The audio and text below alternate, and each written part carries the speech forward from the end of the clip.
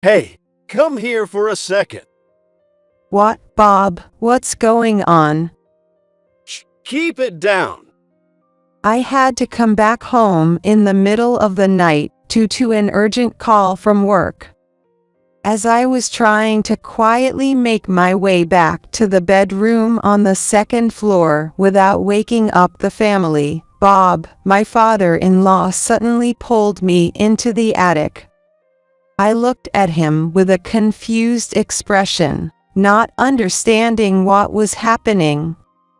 Listen closely and try to hear what's going on downstairs. What? Even though I was puzzled by his actions, I did as he said, and paid attention to the sounds from below. Then, I heard a strange noise I had never heard before. What on earth is that sound? After noticing the noise, I found a small gap where I could peek downstairs to see what was happening. What I saw through that gap was just as bizarre. What is this? What on earth is going on?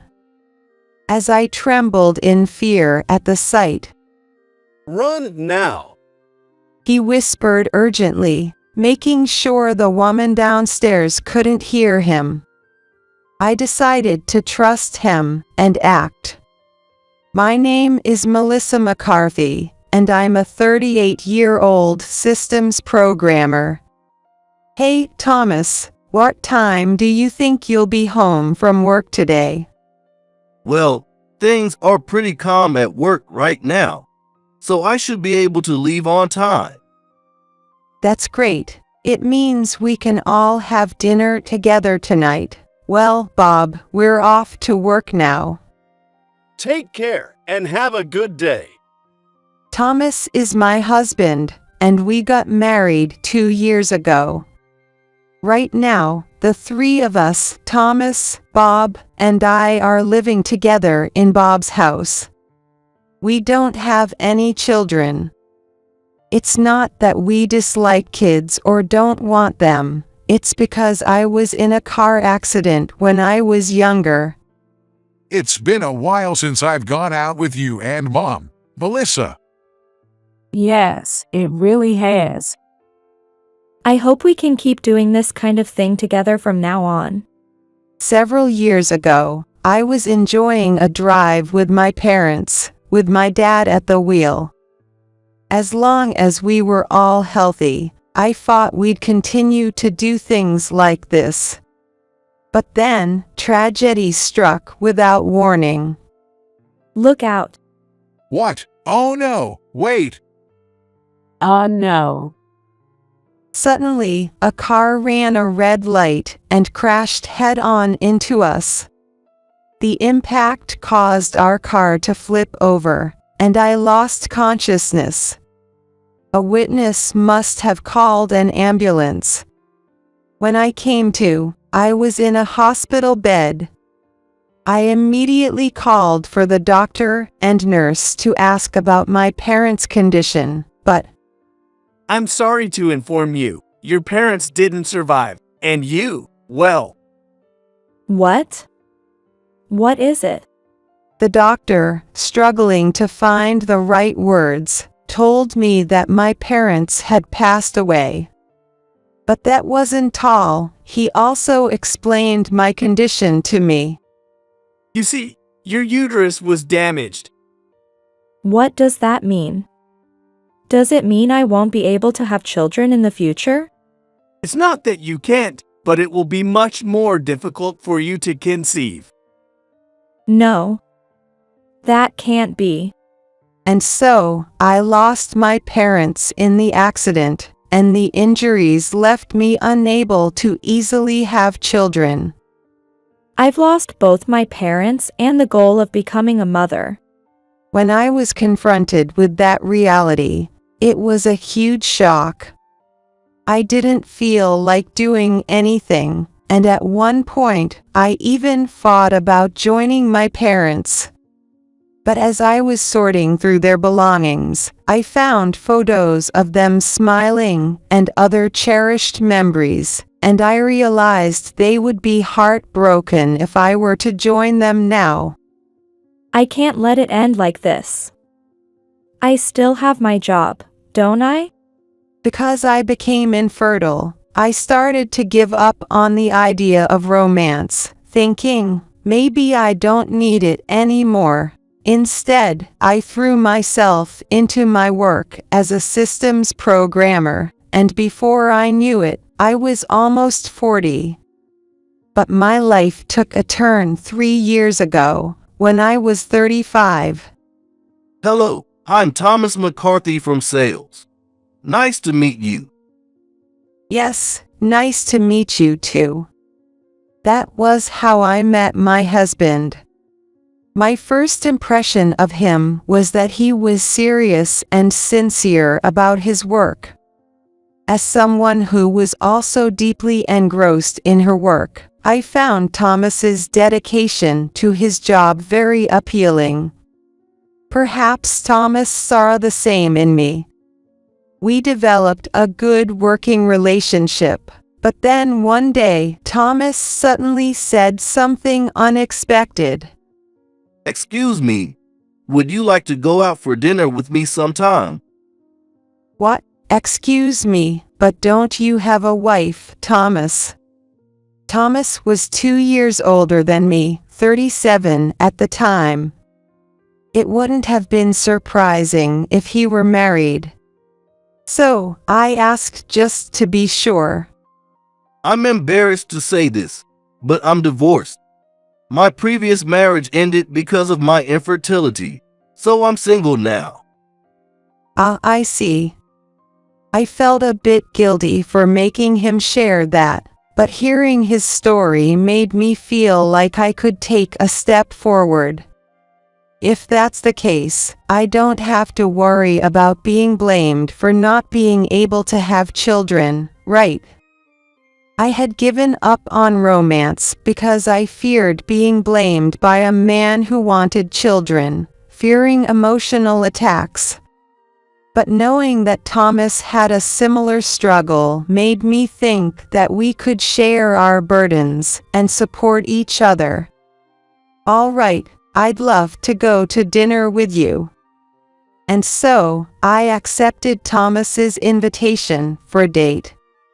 Even in our private conversations, I found Thomas's stories interesting, and I started to believe that life with him could be enjoyable. As we spent more time together, we naturally grew closer, and Thomas eventually confessed his feelings, leading to our relationship. Then, a year later, when I was 36, Melissa, I love you. We may never have kids, but will you marry me? Thomas looked straight at me as he proposed, so my answer was clear. Actually, I became infertile due to an accident years ago, so I'm okay with not having kids, as long as I have you, Thomas. Most people probably think, when I get married, I want to have kids. In that sense, infertility can be a significant barrier to marriage. But we both laid bare our vulnerabilities and were able to marry with the understanding that we were okay with a life without children. I thought that would be the start of my happy new life. I wish Mom could have seen how happy we are together. I wish I could show this to my parents too. This was the conversation my husband and I had during our wedding. His mother had passed away 2 years before the wedding. I had heard stories of how she doted on him before she passed. I wondered if he might have had a bit of a mommy's boy side to him. But then again, I felt the same way about cherishing my parents. I kept telling myself that, trying not to overthink things.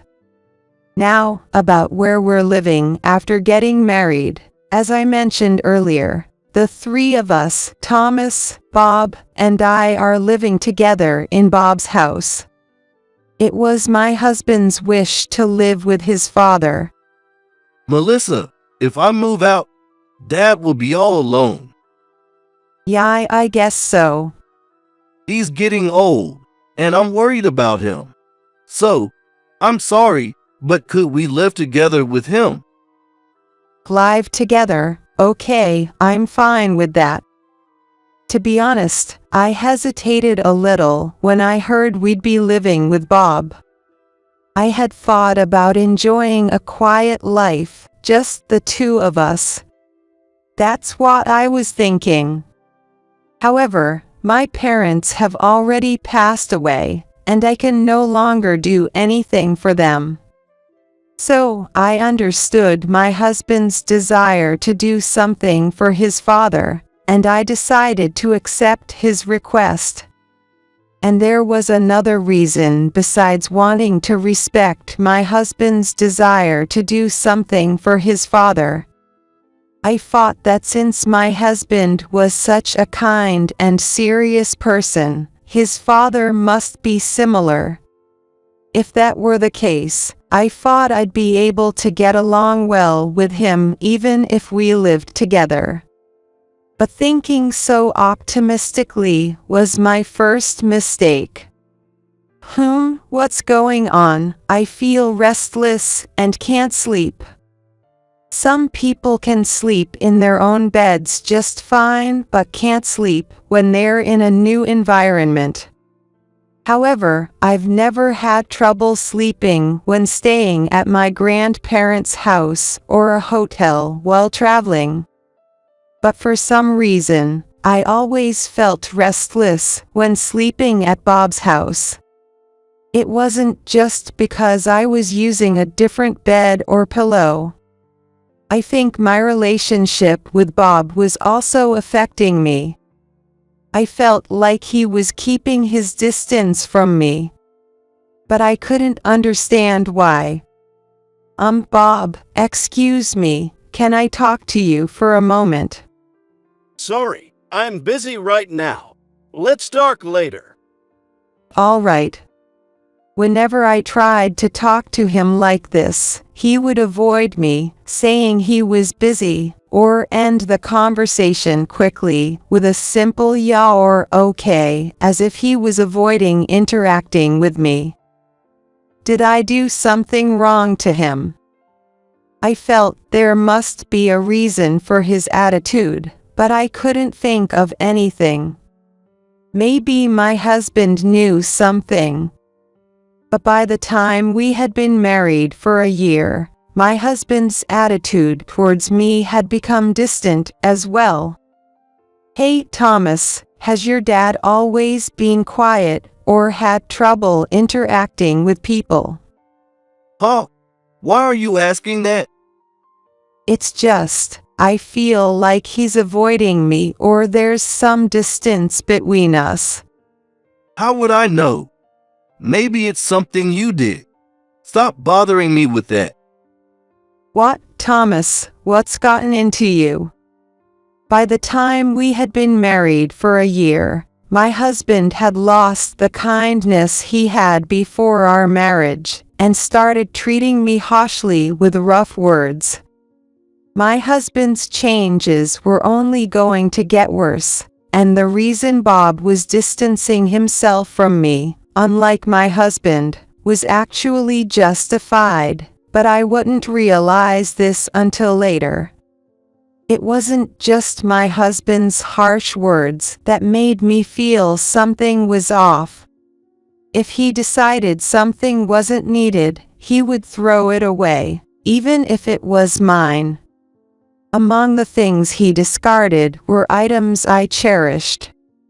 Hey Thomas, have you seen the stuffed animal my parents gave me? It's really important to me. Oh, that dirty thing. I threw it out ages ago.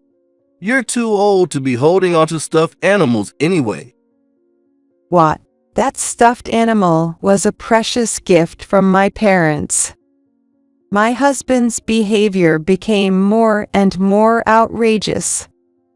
if this keeps up, I'll have to hide anything important where Thomas can't see it. That's what I thought as I started organizing my belongings. Then it happened. Melissa, can I talk to you for a moment? This stuffed animal, it's yours, right?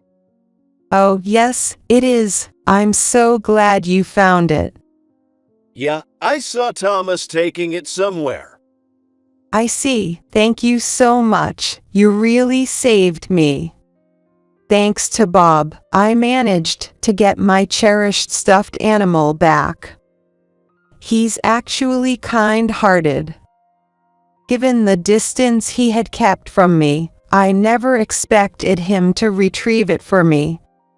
There must be a reason for the way he's treated me. I was certain of that. I was hopeful that we could build a good relationship from here on out. But just when I started thinking that way, fate had other plans, and things took a sudden turn. Huff, huff, og. Bob, are you okay? Hang in there. One day, Bob suddenly complained of feeling unwell.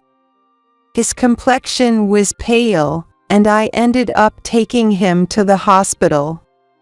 After a checkup, no illness was immediately found, but he was admitted for further tests as a precaution.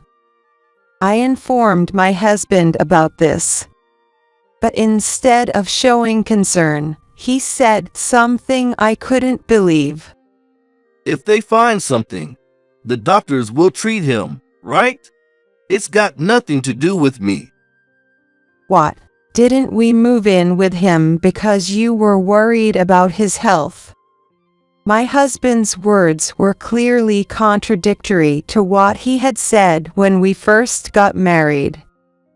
Was he really this cold-hearted all along?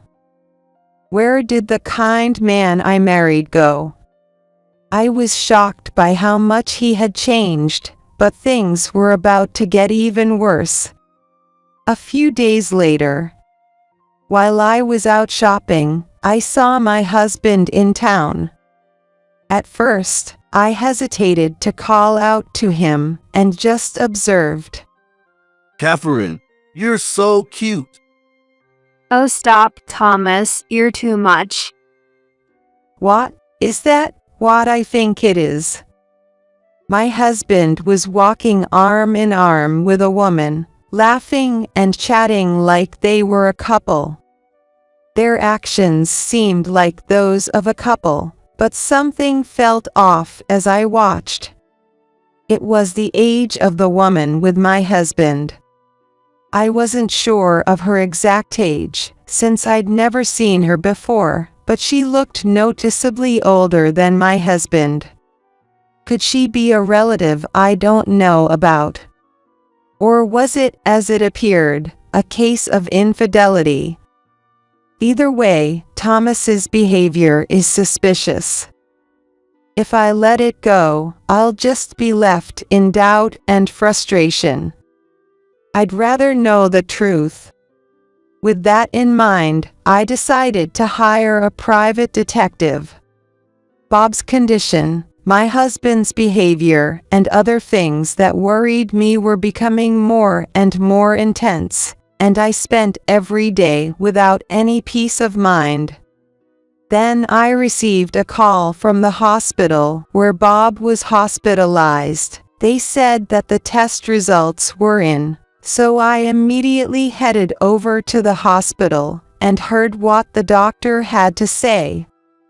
Please stay calm as you listen. Your father-in-law is in the terminal stages of cancer, and he likely has about 2 years left.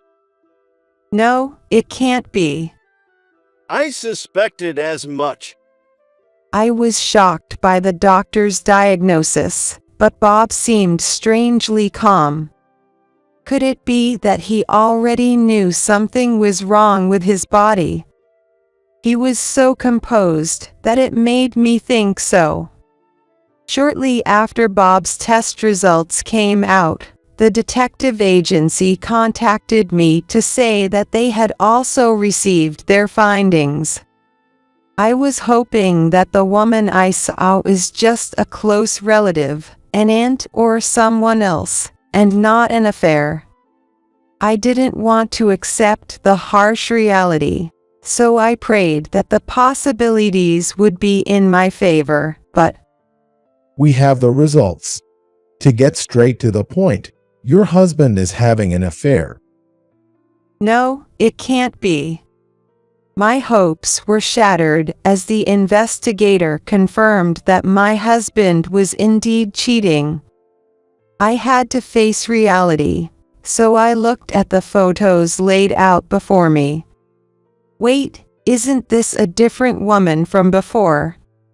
The woman I saw earlier was older, but the woman in these photos was much younger.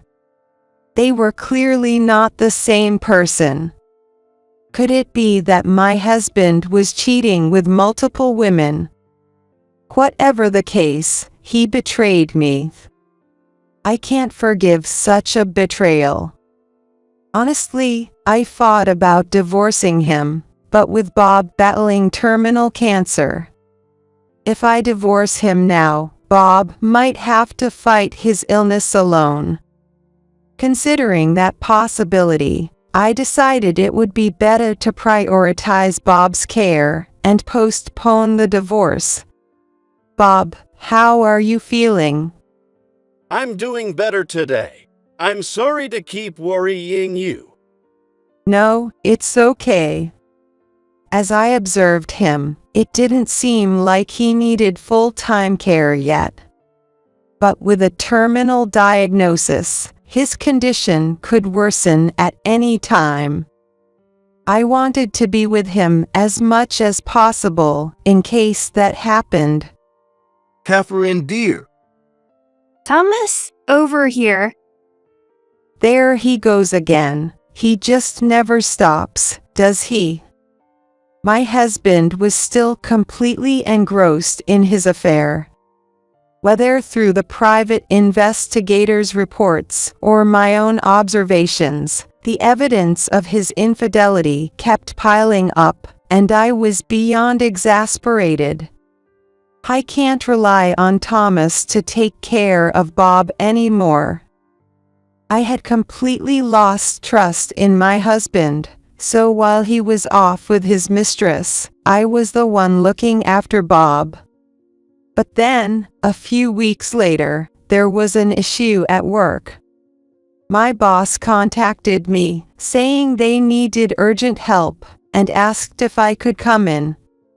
I was worried about Bob, but my boss sounded desperate, so it had to be serious. Thinking that, I rushed to the office.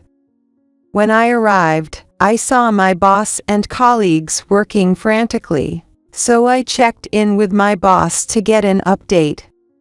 Following their instructions, I got to work and helped resolve the issue. It turned out to be more challenging than I expected, but thanks to everyone's cooperation, we managed to fix it, and I was finally able to head home. It's gotten so late. By the time I finished work and got home, it was already the middle of the night. I quietly unlocked the door and entered the house, careful not to wake Bob. I thought I'd head straight to the bedroom on the second floor and finally get some rest. But just as I was about to open the bedroom door, Melissa, come here. "Hawk Bob, what's going on?" Shh, keep quiet. I was surprised that he was still awake, but even more surprised when he led me somewhere. He dragged me into the attic, which we used for storage, and even closed the door behind us. "Bob, what's going on?" Listen closely and pay attention to the sounds downstairs. "What?" I was confused by his actions, but I did as he said and listened carefully to what was happening below. sure enough, I heard a strange noise that I had never heard before. What is this sound? Noticing the noise, I realized I could see through a gap in the door and peeked down. What I saw was bizarre. A woman, who looked like my husband's mistress, was walking down the hallway with a crazed expression. Melissa, where are you? I won't forgive the woman who tries to seduce Thomas. What? Is she looking for me? It seemed clear that her target wasn't my husband, but me. I could hear the resentment in her voice so clearly that it sent a shiver down my spine. Gulp. Could it be that she's after my life? Judging by her behavior, it seemed likely. I instinctively felt the danger and held my breath. Oh no, what should I do? I was paralyzed with fear and confusion, but seeing my distress, he spoke up. You can't stay here. She could show up any moment. Run! What? But if I leave, what about you, Bob? Don't worry about me. Just make sure you don't see Thomas until the divorce is final. That's all that matters right now. All right, I understand. I realized that he was doing everything he could to protect me. To honor that, I knew I needed to focus on keeping myself safe. I couldn't afford to rush out and accidentally run into the mistress. So, I waited and watched her movements. Tisk, I'll find you someday, Melissa. She spat out those words in frustration and left. Phew, she's gone. Melissa, take this. Then, you need to leave the house immediately. Okay, I understand. With that, I took the letter he handed me and quickly left the house. Afterward, I filed for divorce through a lawyer I had already arranged, and I also demanded compensation for the affair. The private investigator's report revealed that my husband had been cheating during work hours, too. When I informed his company of this, he was fired. Once the divorce was finalized, we met to settle the compensation. Even if we're divorced, I'll be fine with Catherine. Besides, I'm about to come into a lot of money, so I'll pay you the alimony, whatever. Well, thank you. Despite his bravado, my ex-husband paid the alimony in full. And for some reason, his mistress was there too. What a fool you are to let Thomas go. She said that with a smug smile on her face. Still, she looks older in person than in the photos. She seemed to think she had won, but I never even saw it as a competition. I didn't care at all. They could say whatever they wanted. I was more distracted by how much older she looked in person compared to the photos. 2 years later, Bob passed away after a long battle with his illness. I attended the funeral, but Finally, this day has come.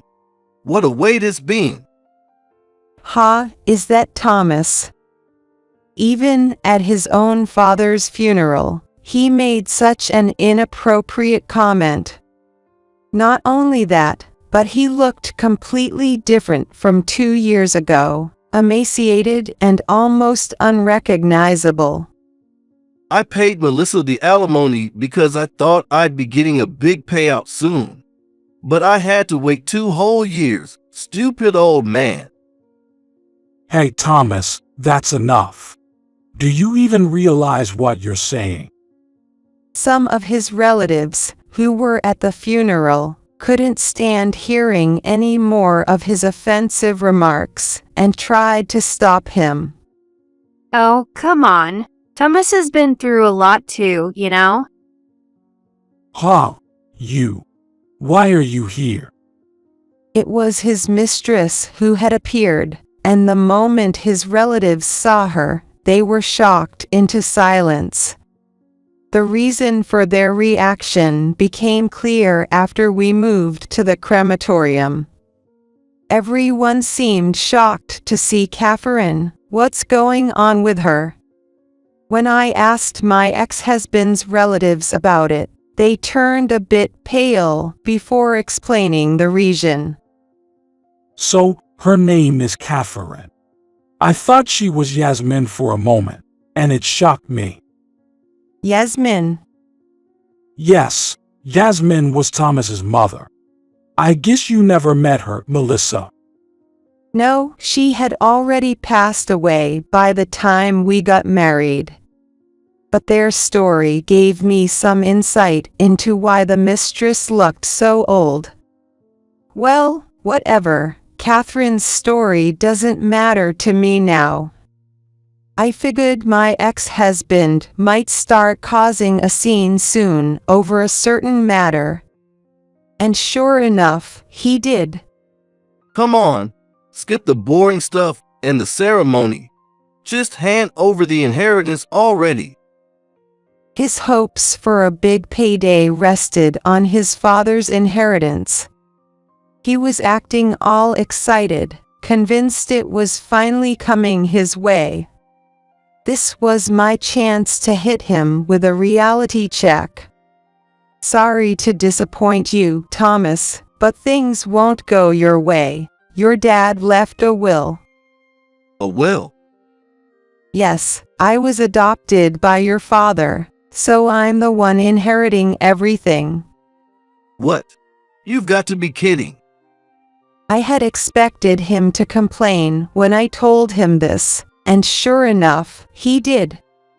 But considering all the selfish things he'd done, he had no right to complain at all.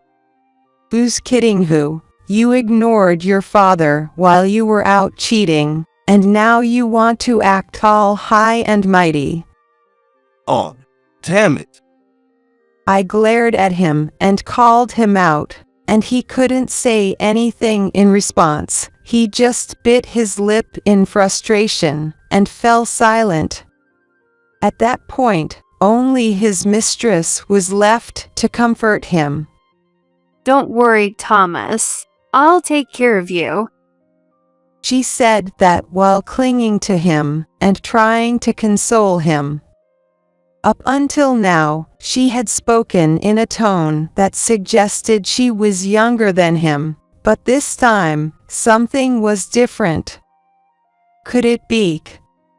I suddenly remembered the letter Bob had left behind. What was written in it was almost unbelievable. I have a sixth sense. Thomas's mistress, Catherine, is possessed by the spirit of my late wife, Yasmin. When I first read it, I thought, no way, but now, seeing her hugging my ex-husband, her actions and words were exactly like his mother's. So that's why she looked so different in person compared to the photos. Photos capture the real world, so they wouldn't show a ghost, only the young woman's real appearance. That's probably what was happening. But depending on who was looking, like me, Bob, or his relatives, they saw her as she appeared while possessed by his mother's spirit. That's why she looked older. Bob also mentioned the reason behind my ex-husband's first divorce, before he married me. Thomas's first divorce was because of Yasmin. She was obsessed with Thomas and tormented his first wife, leading to the divorce. I had heard that his mother doted on him. But I never imagined it went this far. I was utterly horrified by the whole situation. Even now, after her death, my mother-in-law is still obsessed with my ex-husband, possessing his mistress. Thomas did nothing wrong. The one to blame is this woman. What is she even talking about? Could it be that the mistress has some sort of sensitivity to spirits? The whole thing was so eerie that it sent chills down my spine. Is this the result of their bad actions catching up with them? Seeing how her personality seemed to merge with my mother-in-law's, that was the only thought that came to mind. It seemed clear that the woman standing in front of me was indeed possessed by my mother-in-law, but this wasn't the first time it had happened. In the letter Bob left behind, he mentioned that it wasn't the mistress who appeared that night, but my mother-in-law. She had grown impatient with my hesitation to divorce, and tried to eliminate me. It's pitiful that the mistress has become so deeply possessed by her. Thinking about it, I couldn't help but feel sorry for her. But Bob had also noted that the mistress only approached my ex-husband for money, so there was no need for sympathy. 5 years passed after that. When I visited Bob's grave on the anniversary of his death, I ran into my ex-husband's relatives. We started talking, and naturally, the topic of my ex-husband came up. On the day of the funeral, Catherine, was it? She said she'd take care of Thomas like Yasmin did. But it seemed she didn't have any money of her own. So, where are they living now? In a cardboard house by the river. I see. Given how they were 5 years ago, it's no surprise they ended up homeless. It's a natural progression after everything that happened. But surprisingly, they didn't seem to regret their situation at all. Apparently, they weren't even aware of how bad their life was. They laughed as if they were living in a mansion. Wait, is that okay? Of course not. We couldn't just leave them like that, causing trouble for everyone. So, we worked with the other relatives to have them committed to a mental hospital. I see. That must have been tough on all of you. I can only imagine how difficult it must have been for the relatives to get him into the hospital. I'm sure it wasn't easy. But as soon as my ex-husband was admitted, he suddenly went mad. The mistress changed just as drastically and was also committed to the same mental hospital. At this point, I doubt either of them can return to normal. I feel for the doctors and nurses who have to deal with them, but I hope their care can minimize the damage those two might cause. As a side note, in the letter Bob wrote to me, he mentioned that my parents were protecting me. Considering how I survived that car accident years ago, it's quite possible. But if Bob hadn't helped me escape 7 years ago, I might not be here today. Thinking about it that way, perhaps Bob has been protecting me too. He didn't mention it in his letter, but I'm sure of it. To bring peace to the 3 who are watching over me from heaven, I'm determined to live a happy life from now on.